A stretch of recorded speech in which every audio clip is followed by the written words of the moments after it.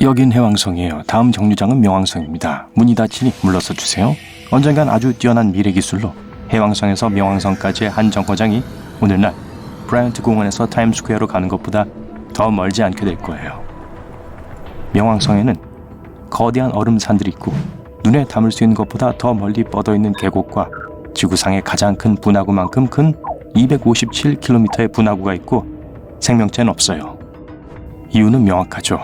명왕성과 태양 사이의 긴 거리가 이 외행성의 얼어붙는 온도를 확실하게 보장해주거든요. 또한 몇억 킬로미터 여행도 보장하죠. 게다가 달보다 작아서 사람들이 그곳에 거주하기 시작하면 곧 붐비게 될 거예요. 그런데도 그곳에 생명이 있다는 게 황당하지 않을 한 가지 이유가 있어요. 태양은 수명이 있고 그 안에서 순환해요. 우리의 태양계는 예전엔 가스와 먼지의 구름에 불과했어요. 이 구름의 중심에서 중력 붕괴의 결과로 가스와 먼지가 더 밀집된 특정 장소에 모이기 시작했어요.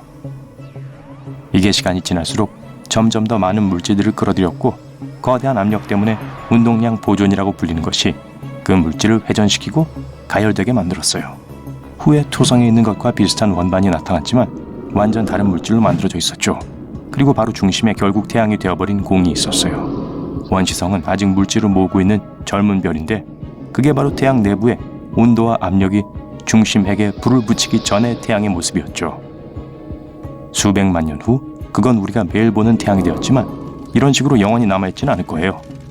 훨씬 더 뜨거워질 것이고 결국엔 더 커지고 밀도가 높아져서 적색 거성으로 변하게 될 겁니다.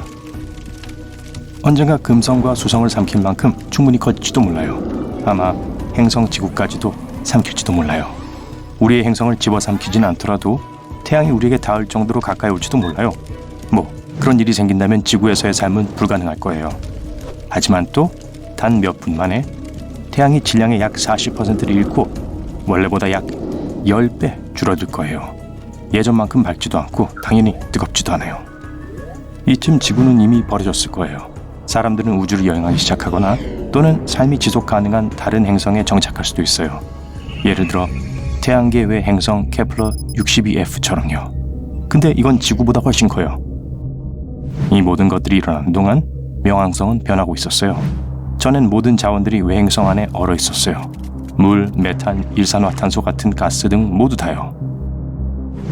하지만 태양이 최고 광도에 도달했을 때 명왕성은 서서히 따뜻해지고 갖고 있던 많은 것들을 우주의 광대함 속으로 잃었어요.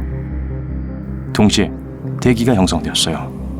대기가 충분히 두꺼워지면 생명이 살 수 있는 좋은 조건을 만들어낼 거예요. 그러면 우주선 대신 우리 중 소수가 외행성의 식민지를 건설할 수 있을 거예요.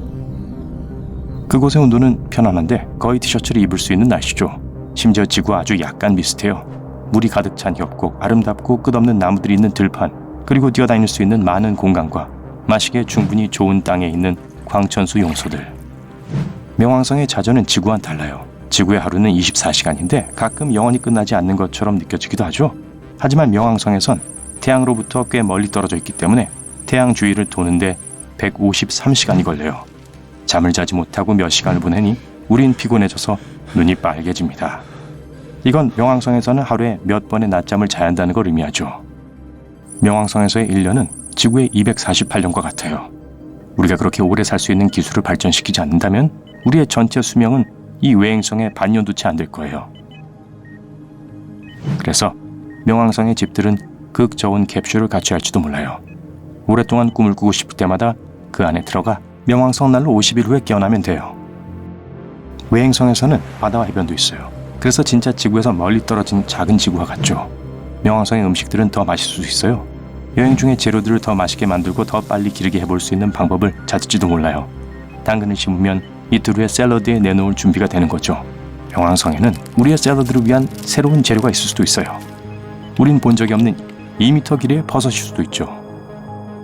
우리가 여행에 데리고 온 동물들은 영원히 새 집에서 자유로워질 것이고 시간이 지나면 진화하고 새로운 환경에 적응하게 될 거예요. 정글의 법칙도 약간 바뀔 수 있어요. 사자는 더 이상 대장이 아닐 수 있어요. 사슴이죠. 사슴의 뿔이 원래 크기의 2배고 그에 못지않게 사슴의 크기도 커졌죠. 이미 이곳에 있었던 대부분의 동물들은 물속에서 살았지만 시간이 흐르면서 마치 생명이 시작하던 지구처럼 양서류들이 표면으로 이동하기 시작했어요. 하지만 명왕성은 임시 거처뿐일 수밖에 없어요. 태양이 마침내 마지막 단계에 이르면 명왕성은 얼어붙어 다시 생명이 없어질 거예요. 대신에 사람들은 다른 은하의 골디락스 존에 머물고 있는 행성을 찾으려는 노력을 해야 해요. 골디락스 존은 물이 액체화를 유지할 수 있는 완벽한 온도로 태양과 같은 항성으로부터의 정확하게 적당한 거리를 뜻해요. 과학자들이 생명을 유지할 수 있는 다른 행성을 찾을 때 쓰는 원칙이에요. 우린 그런 행성에 새로운 식민지를 건설하거나 심지어 인공집을 건설하는 시도를 할 수 있어요. 정확하게 행성이나 우주선이 아니라 돌을 조합해서 말이에요. 우리가 떨어져 나가지 않도록 가는 곳마다 중력을 가진 거대한 바퀴 같은 걸 우주에 만들었다고 해보죠. 모든 걸 다 포함할 수 있는 이것이 새로운 외계 행성을 향해 우주 공간을 떠다닐 거예요. 이 전체 여행은 태양이 처음에 엄청 커져서 그 다음 생명 주기의 정점에 도달한 후 마침내 백색 외행성이 되면서 시작될 수 있어요. 꽤 긴 여정이 될 거고 모든 세대가 여기서 태어날 수 있어요. 여러분에게 선택권이 있을 거예요. 사람들이 결국 새로운 태양계 외행성에 도달할 때까지 여행하는 동안 자거나 아니면 이 멋진 우주선에서 여행을 즐길 수 있죠. 필요한 건 기내에 다 있어요. 지구에 있는 것보다 더 큰 쇼핑몰, 거대한 미래 도시들, 심지어 인공적으로 만들어진 풍부한 흙이 있는 농사를 지을 수 있는 장소, 그리고 마침내 긴 여행 끝에 외계 행성에 왔어요. 어찌 보면 지구보다 훨씬 더 나아요. 이 행성은 거대하고 더 많은 대륙을 갖고 있어요. 이 대륙의 중심은 바다에서 그리 멀지 않기에 사막지대가 그렇게 많지 않아요. 비록 이 행성의 태양은 주황 외행성이지만 오늘 우리의 노란 외행성인 태양보다는 뜨겁지 않아요. 약간 더 작지만 좋은 점은 주황색 외행성이 다소 더 오래 산다는 거죠. 150억 년에서 450억 년 동안 안정적으로 유지될 거예요. 그럼에도 불구하고 이 새로운 행성은 자체적으로 따뜻하기 때문에 열대 우림으로 가득 차 있어요. 그 뜻은 더 많은 생물 다양성 및 우리가 보지 못했던 생물들을 볼 수 있다는 거죠. 하지만 적합한 것이 하나도 없더라도 우린 대신 이 행성을 지구처럼 바꿔볼 수 있어요.